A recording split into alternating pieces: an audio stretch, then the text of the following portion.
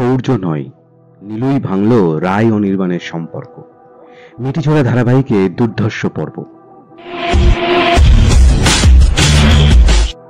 জি বাংলা জনপ্রিয় একটি ধারাবাহিক হলো মিঠিছোড়া।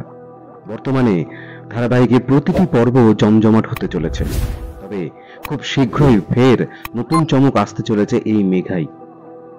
ধারাবাহিকে প্রমোতে দেখানো হয়েছিল রায় অনির্বাণের ফুলশয্যার রাতে রায় এবং শৌর্যের ঘনিষ্ঠ ছবি উপহার দেয় শৌর্য, যা দেখে রেগে যায় অনির্বাণ। সকলে ভেবেছিল এই উপহার শৌর্য পাঠিয়েছে, তাই দর্শকের ধারণা ছিল শৌর্য আসল ভিলেন, কিন্তু তেমনটা একেবারেই নয়।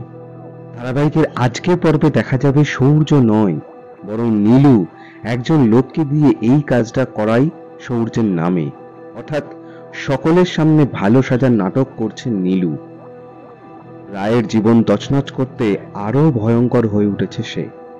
তাহলে কি নীলুর জন্য ফুলশয্যা রাতেই ভেঙে যাবে রায় অনির্বাণের স্বপ্নের নতুন সংসার? জানতে হলে দেখতে হবে মিঠিছোড়ার আজকের পর্ব।